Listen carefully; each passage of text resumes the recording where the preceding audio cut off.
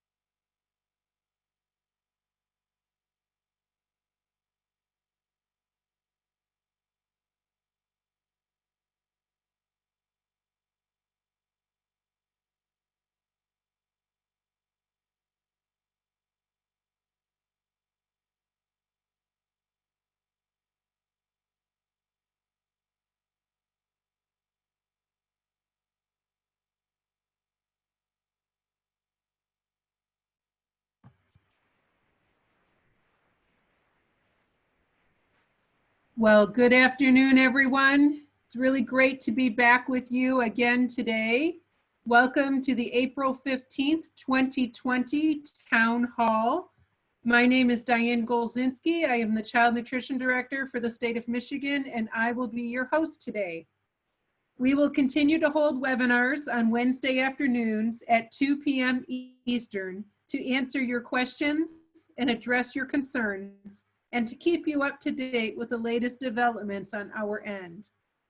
All participants have been muted upon entry to this webinar, and this webinar is being recorded. Please turn off your video so that we can save bandwidth and we do not have an interruption to our webinar. Should we experience a Zoom bombing incident, we will immediately end the webinar. Please use the chat box to provide any questions you would like to have answered, and we will do our best to get to all questions in the time we have available. If we do not get to all of your questions, please contact us at mde.schoolnutrition@michigan.gov. That's mde-schoolnutrition@michigan.gov, and we will respond as soon as possible.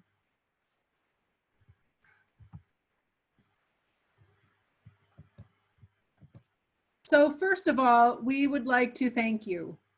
Thank you for all that you are doing during this pandemic. I am truly amazed and humbled every single day as I hear your stories of navigating these new waters with such grace. You all truly turned on a dime. In less than 24 hours, you took life as you knew it and you made it something completely different, all to service the kids. And I cannot say thank you lightly enough, and I cannot thank you enough for all that you're doing. I do hope you all find the time to watch our little video and know that the message truly comes from our heart. Recently, we received some additional clarifications related to the governor's executive orders and the child and adult care food program. It's important to note that child care centers and homes can and should be open where possible to care for the children of essential workers. That includes essential workers who are working from home. In addition, centers and homes are able to provide non-congregate meals for children and receive reimbursement for those meals. Disaster relief child care centers can also obtain provisional licenses for operation. Please use the michigan.gov website for additional guidance. The current state of our CACFP meal service options during the COVID-19 closure is very similar to that as to what is happening in school meals. Meals must have all required meal components. Family members can pick up meals without the children needing to be present. Grab and go or home delivery is allowed, and sponsors can distribute bulk foods. At-risk after-school programs can also distribute non-congregate meals and can provide the third meal plus a snack if that same sponsor is also providing breakfast and lunch under unanticipated school closure SFSP. For guidance and assistance, please contact your CACFP analyst or email us at mde-cnap-cacfp@michigan.gov. On the household food distribution side of our world, orders for TEFAP food for July delivery are made possible with Family First funds. We have also been approved for disaster TEFAP distribution, which will address the incredibly increased demand for food among our food distributors. At our request, some of our community action agencies who were not currently distributing food have transferred food to our food bank partners in an incredible demonstration of collaboration, despite an increased monthly CACFP distribution for our low-income senior citizens.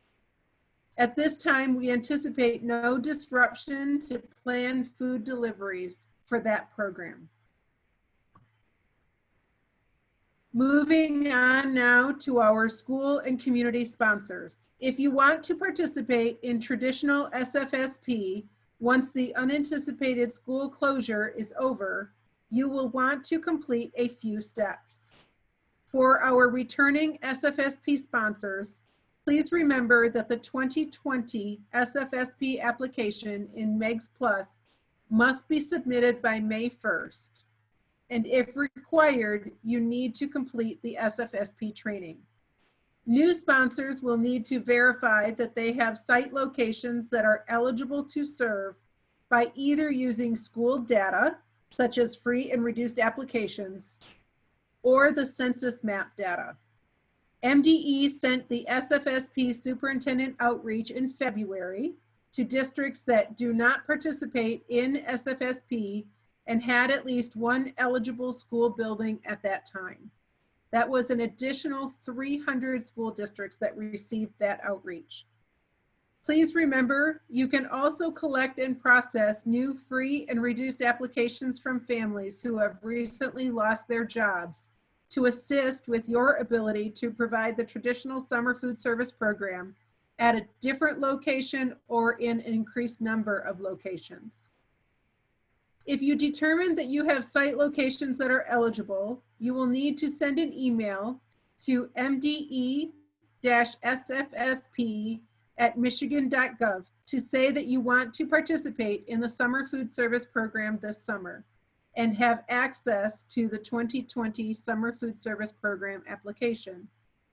You will need to submit the SFSP application by May 1st and then complete the SFSP training. That May 1st deadline is critical for us to work with you in getting an approved application done before your first day of service. It's important to remember that while we continue to call our summer traditional SFSP, we do not know yet if an actual traditional SFSP will be in the works for us. We don't know if we will be doing traditional congregate feeding or if we will be doing non-congregate feeding similar to what we are doing now. What we do know is that we will switch over from the unanticipated school closure to the traditional SFSP for those sponsors that qualify, but how the meals will be served is still yet to be determined. So what about that required SFSP training? Due to all in-person trainings being canceled for this year, MDE is currently working on an online training program for both new and returning SFSP sponsors. That program will be available to you by May 1st. More information will come on that as soon as we have that source secured. SFSP team will hold a webinar in May for sponsors that have additional questions after they have reviewed the new SFSP training. As for the unanticipated school closure SFSP intake form, if you make changes to your meal service date, times, or location, you will need to update your intake form. This intake form is critical for us to have the most recent information available on the SFSP map so that families can find the meals when they need it. That SFSP map can be found at www.michigan.gov/meetupeatup. Make sure to use the complete address with the zip code on your intake form. If you change your meal service time, make sure to enter it like the example shown on the slide, but in the separate boxes.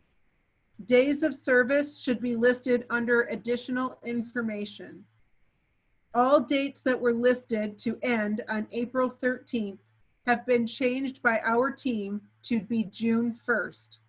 Sponsors will still need to go in and change the ending dates to your actual end of scheduled school year date.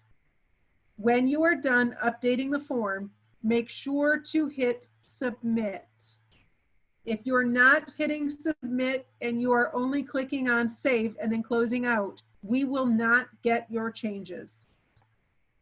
We also wanted to note that there is a glitch in our map and some sites are still not being updated correctly.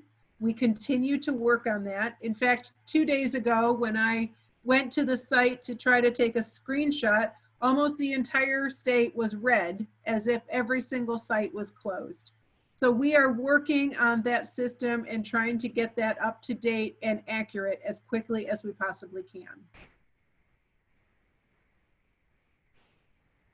We've been receiving a lot of questions about accounting and coding, so we wanted to make sure that we provided this slide to you so that you would have access to this information.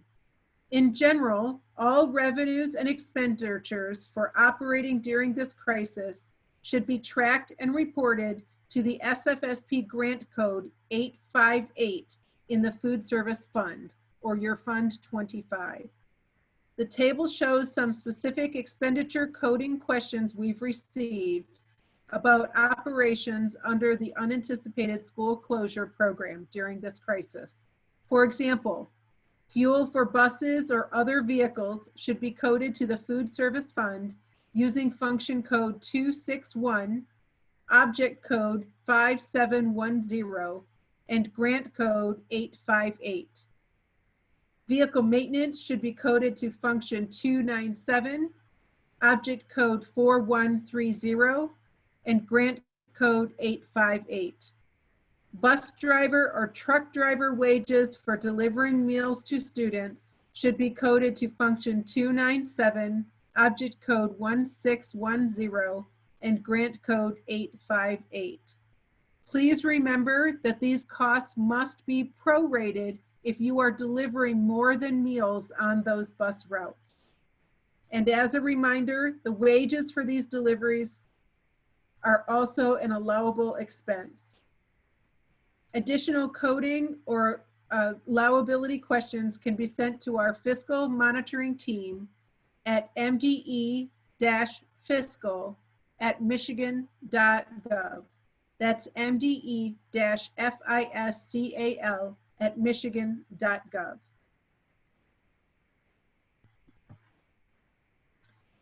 This information about paying food service staff was shared last week, but we wanted to make sure that we share it again so that everyone has heard us and is very clear on this message. Specific food service labor and other operating costs necessary to run your food service program are always allowable. Paying staff, district food service employees, or even contract employees that are working to feed students during this closure under the unanticipated school closure program is permissive and would be expected. As for paying staff that are not working during the closure, this is a local decision.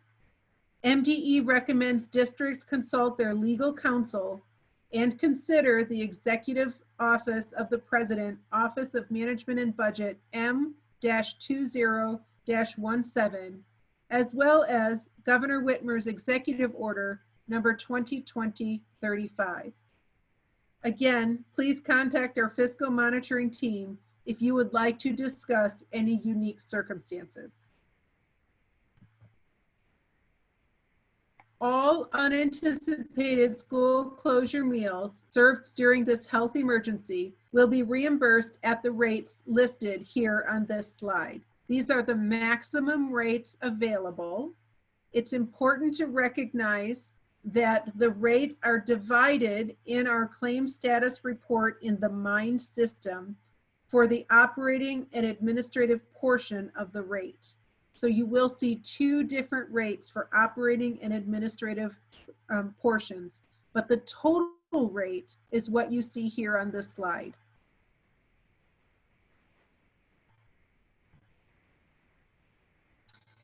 As for our claims to date, we have 619 registered sponsors, and so far, 401 claims have been submitted for the month of March, which represents approximately 65% of our sponsors. You can see the total number of meals claimed for March so far as being just over 5 million meals.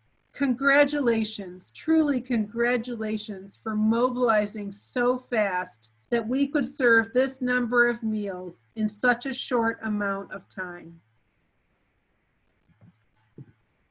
As for pandemic EBT, boy, there's lots and lots of questions about pandemic EBT. This is an exciting, brand new program because everyone loves to start an entirely new program in the middle of a pandemic. We continue to get a lot of questions, and as a result, we have scheduled a PEBT specific webinar for Friday morning at 9:30 a.m.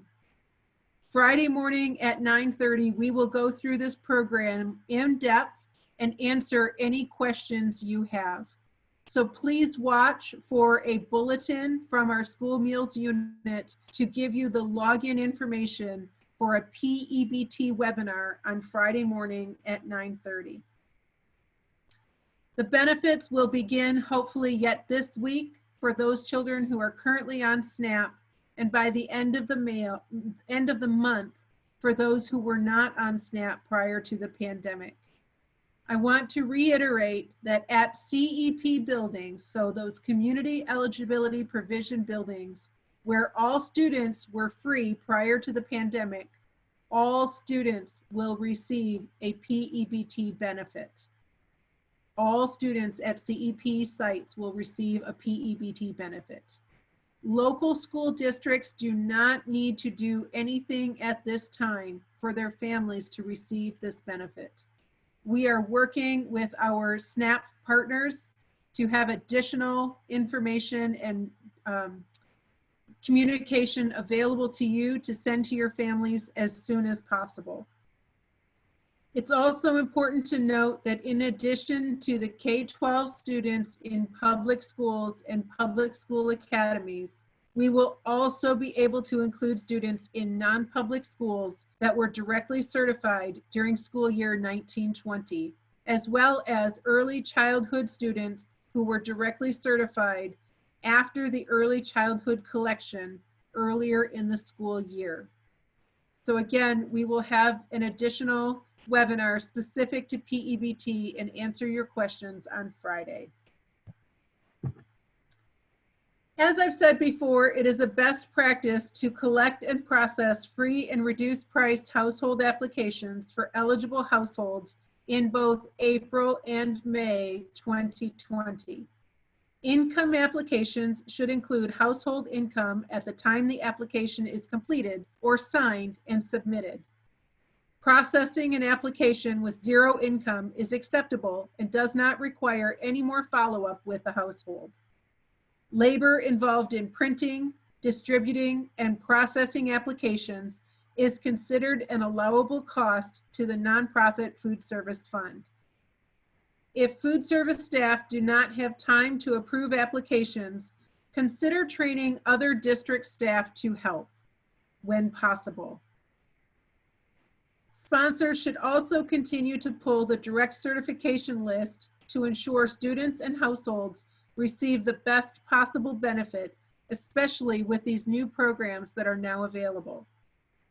An additional reason we are encouraging our NSLP sponsors to collect new free and reduced applications is to help increase site eligibility for the traditional summer food service program. We can use the free and reduced price student counts compared to building enrollment to determine which buildings are above 50% free and reduced price eligible. The second reason we are encouraging processing new free and reduced price household applications is the new benefit can be carried over for 30 operating days into the next school year, whenever that is to start. As we do not know exactly what the next school year will look like, a 30-day operating carryover could really benefit many of these households. So I just want to say that one more time. Please do collect free or reduced price meal applications from families now. With the unemployment rate as high as it is and the numbers of families losing their jobs, this will be an incredible service to them if we can help make it happen. So with that, we have about 15-20 minutes or so to answer some questions. So I'll go back to the chat box here. And it looks like lots of questions came in.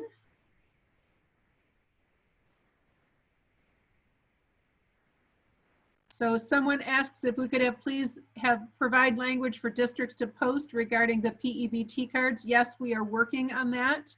Our partners at SNAP have a clearance process that is quite lengthy. And so as soon as they can get it through their clearance process, we will have it to you and we will extend it out to you.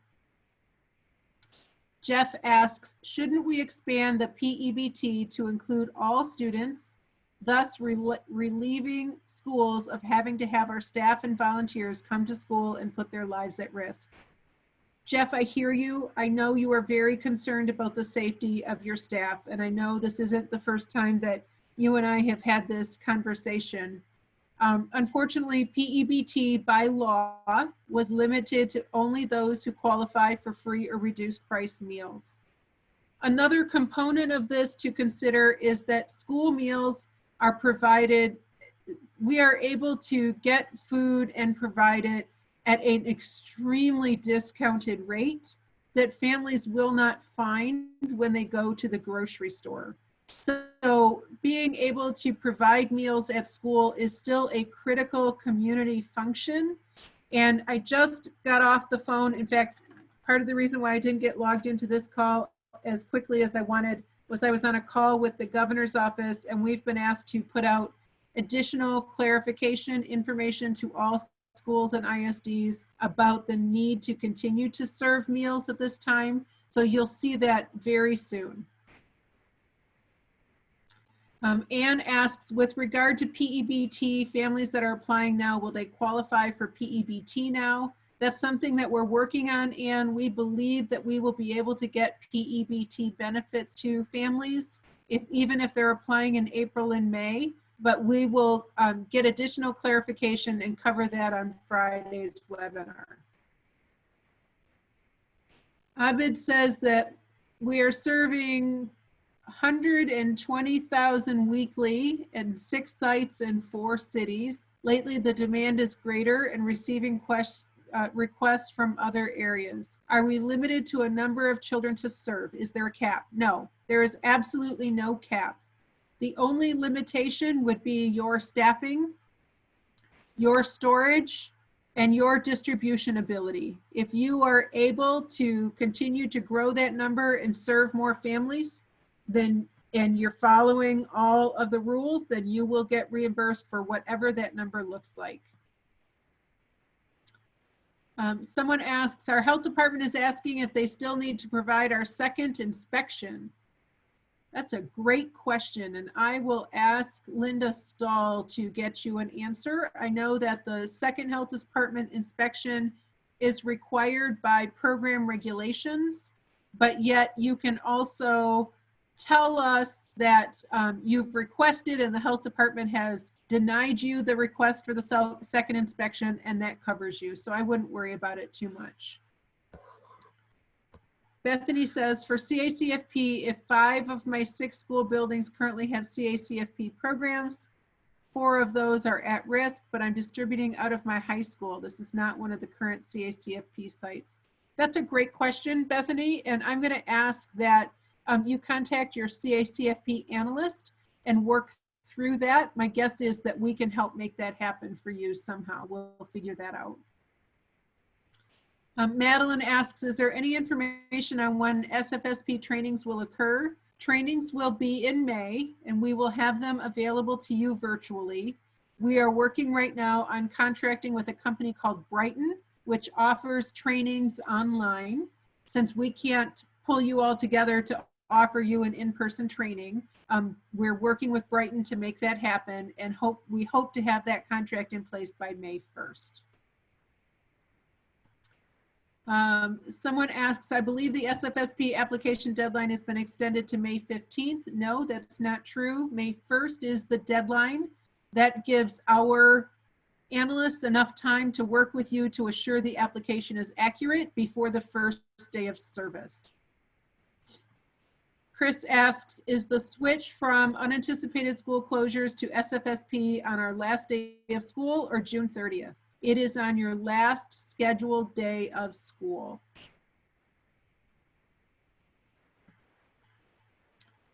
Someone asks, when the weather gets warmer and the current social distancing restrictions are lifted, will I be able to shift from my current distribution method to my traditional summer sites? That is certainly the hope under the traditional summer food service program, but we will just have to wait and see what the science says and what the governor says and what guidance we're given. At this point, we don't really know. Someone asks, should the current unanticipated sites be entered as a site in the summer food service application? That's a great question. And I would say that you would need to work with your school meals analyst and we can help you figure that out for your application.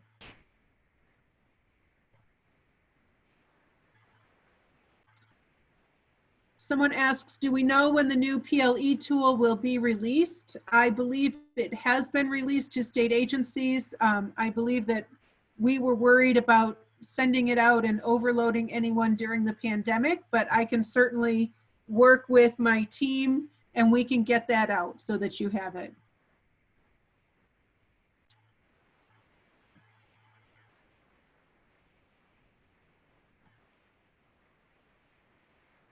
Someone asks, is there a way to look at our last intake form? I had to make a few changes and want to make sure it's up to date.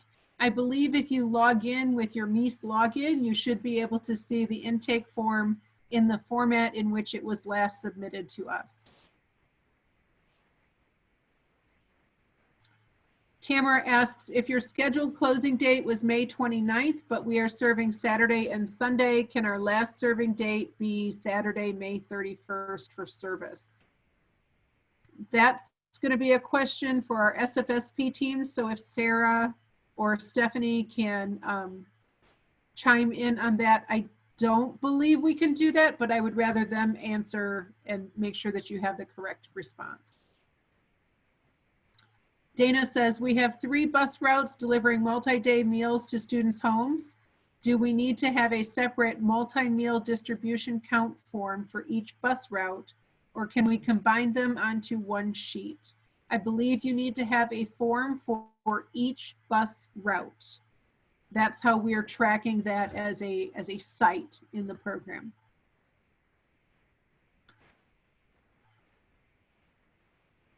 Sarah's provided an answer for someone. That's wonderful. Thank you, Sarah.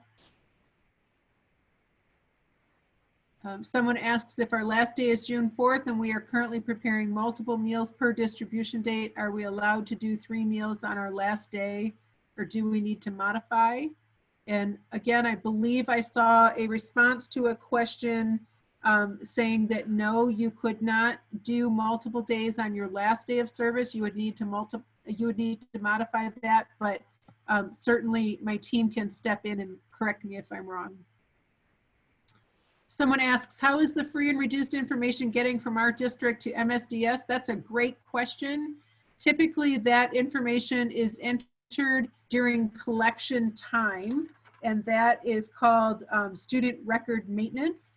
And according to Melanie, we can do another student record maintenance here in May, and that's exactly what we're working on. But again, additional information will be on our PEBT webinar on Friday. Someone asks, can we end unanticipated on 6/30 and switch over those sites on 7/1? That would all be a part of your summer food application. If your normal regular school year was scheduled to go until June 30, then yes, you'd be able to do that. Otherwise, you'd have to end it on whatever your regular scheduled school year was, and then switch over on on the next day. Lynn asks, if a food service worker usually works 35 hours per week, but we only need to use them for 20 hours, should they be paid for the 35 hours?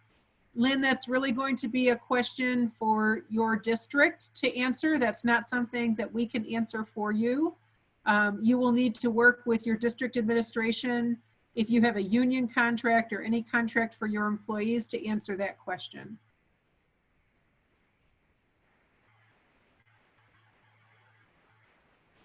Amy says only 300 participants can join this meeting. You're right, Amy. We are working hard at trying to increase that amount so that we can get additional people into our town halls. I apologize for that. Sean says, are reduced eligible students getting the free rate or the reduced rate? Everyone is getting the free rate. Everyone is being reimbursed at the free rate. Bethany says, will direct certification list still be updated monthly? Yes. Will students who then qualified for direct certification be able to get the PEBT? Yes. And will those direct certification lists be able to be used for CEP eligibility for the next school year? That's going to be a Natalie question, and Natalie can respond to that for us.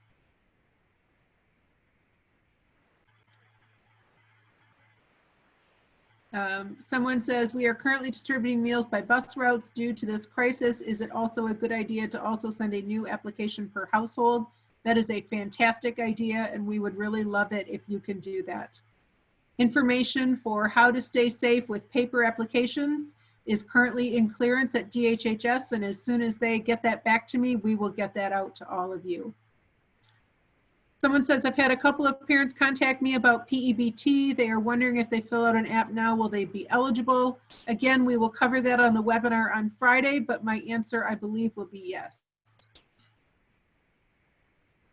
Chad says, if I have food service workers working for 3 hours a day but getting paid for 8, should the entire 8 be coded to the 858 grant code?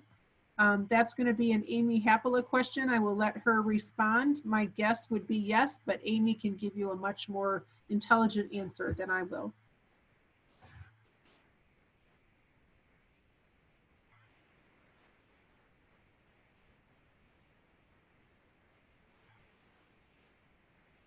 Someone says, is there a fillable free and reduced app out there for those districts that do not have an online app? That's a great question. The USDA does have coding available for a free and reduced application to be done online, but there would still need to be technology and security and all of that happening at the local level for you to be able to use that coding.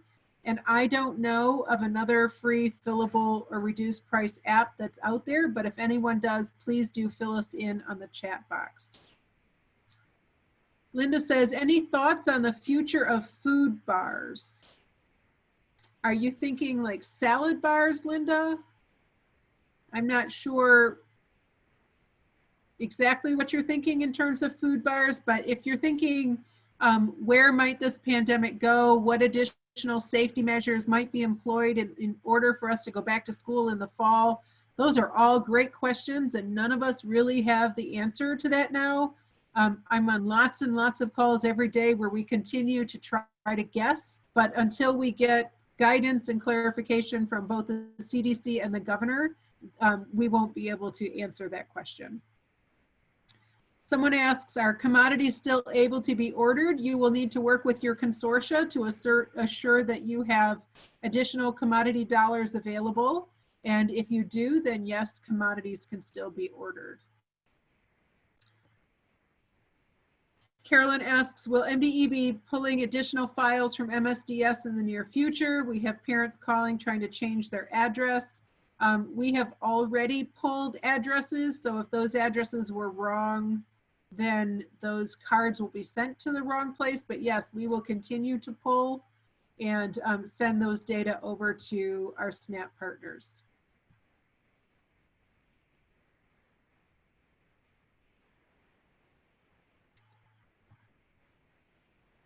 Let's see. Mary asks, if we are paying a contracted service like Dean to deliver meals to children, what account do we use? Mary, that's a great question, and I will let Amy Hapola answer that because I would probably tell you wrong. Dana says, can we serve breakfast and lunch through the SFSP unanticipated school meals closure and at-risk after-school snacks through CACFP? That's 3 meals that I thought we could get reimbursed for 2.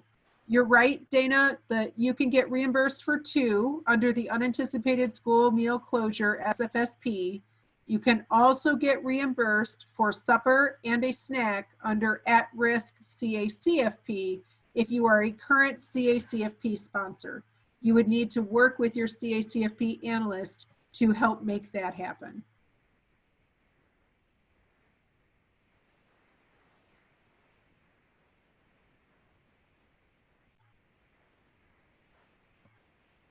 Barb says, should we send a new free and reduced form home as they pick up meals? Yes, that would be wonderful.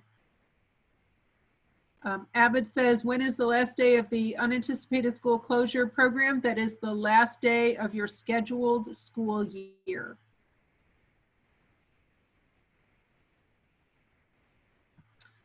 Sandra says, handing out multiple small carts of milk for multiple students for multiple days is cumbersome. I can only imagine how cumbersome that is.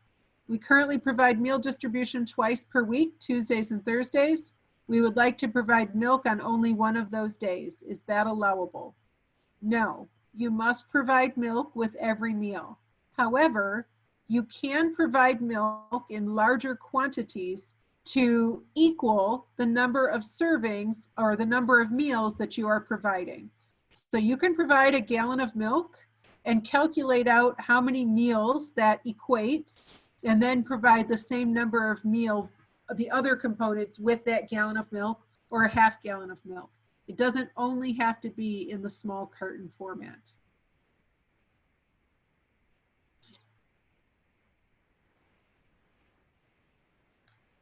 Julie says, if we end up having volunteers delivering meals to people's homes that do not have cars or are infected with a virus, do we count the meal when they take them from the site, or do we give each volunteer a form to check off as they deliver the meal? That's a great question, and I would say best practice is to make sure that every volunteer has a form. You have trained that volunteer on how to fill out that form properly, and then you have them fill it out as they deliver the meal.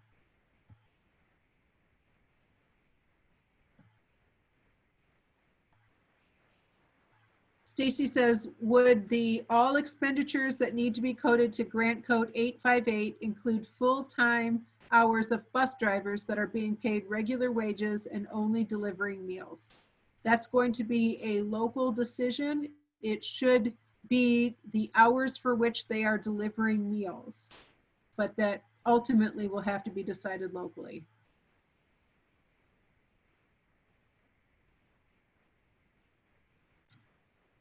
Someone says, I've been contacted by Panera Bread and they have approved menus that they are being offered to us, delivered and ready to go. Would that be like a catering partner? Do I need to fill out any paperwork? That's a great question. We know that there are a number of companies out there who are wanting to provide school meals. I've had a return call in with McDonald's. I've heard of Panera. I've heard of others. You need to be very careful that the meals are meeting the meal pattern. So remember, we talked on our last webinar about the need to be sure that we are meeting the meal pattern. So you want to make sure you're doing that it's cost effective for you, and that it really does meet your needs. And if so, then yes, you have the ability to have a partner like that, and you can do that as you need. There is a vendor contract available, and I can have Emily get that out to all of you.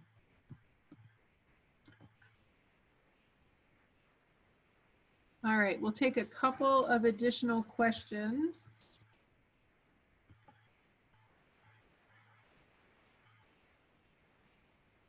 Or maybe there aren't any additional questions. Last call for questions.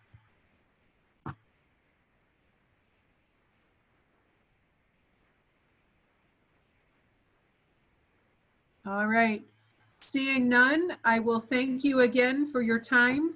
Please do join us on Friday morning at 9:30 for the PEBT webinar if you have additional questions about that, and I promise that we will get you information as soon as we can get it through clearance.